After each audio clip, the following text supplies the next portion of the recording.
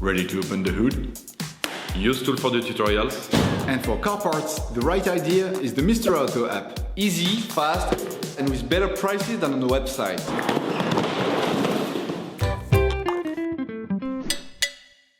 You will find the bulk, brake discs and pads used in the video exclusively on the Mr. Auto website and through the link in the description. Turn off the ignition. Pull up the handbrake. Pull on the bonnet release lever and open the bonnet.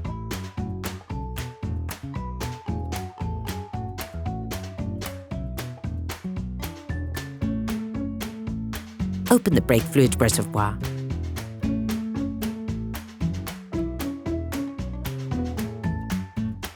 In order to change the brake discs and pads on your vehicle, you will have to raise the front of the car and take off the wheels. This will provide you with full access to the required area. Loosen the stud bolts on the front wheels. Raise the front of the vehicle.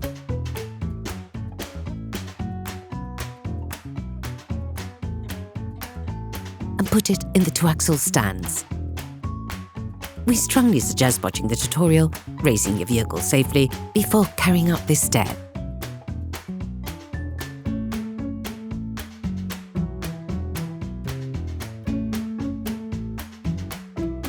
You will then be able to take off the wheels.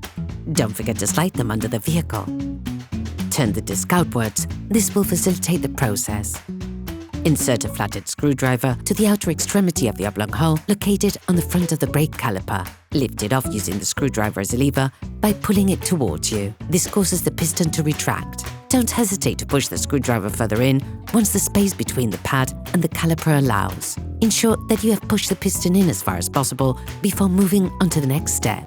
Remove the caps covering the caliper mounting bolt.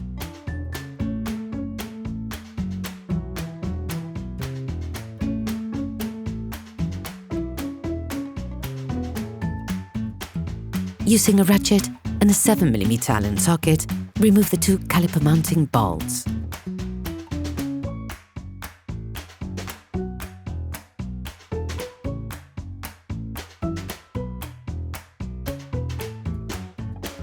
Remove the brake caliper and then unclip each of the pads to remove them.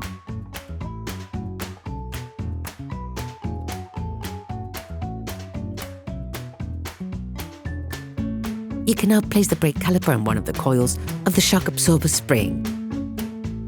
Using a wire brush, clean the edges of the brake caliper mount where the pads run.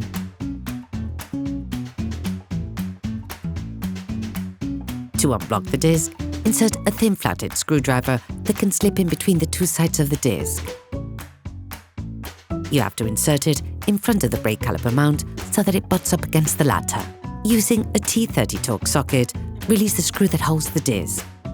Withdraw the screwdriver. Finish removing the disc retaining screw to remove the disc. Sometimes the disc may get stuck on the hub. If this happens, use a hammer to remove it. Finally, remove the disc. Clean the hub with a wire brush. And once that is done, coat it with copper grease. This will help avoid deterioration caused by oxidation and aid with future interventions. All parts used in this tutorial are supplied by our trusted partners. These partners also help us create as many video tutorials as possible. Check them out in the description below.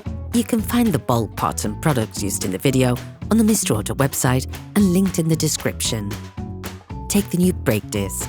Before installing the new disc, it is important to clean it using brake cleaner and paper towels to remove any remaining storage paraffin. If your new disc is a painted one, you can place it directly onto the wheel hub. Place the new disc and screw the fastening screw back in as far as possible by hand. Take the new brake pads. Coat the outside of the new pads with copper grease.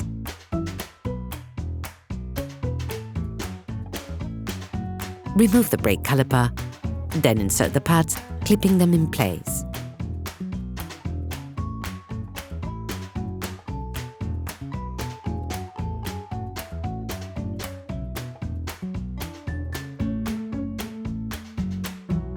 Now, put the brake caliper back in place, ensuring that the mounting bolts are aligned with their housing. Push in the caliper mounting bolts and begin tightening with a ratchet.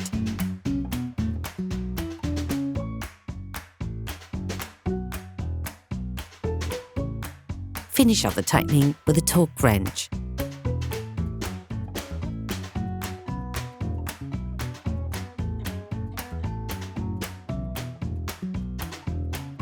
Put the caps back in place. You can now repeat the operation on the other side. Put the wheels of your vehicle back on and lower it to the ground.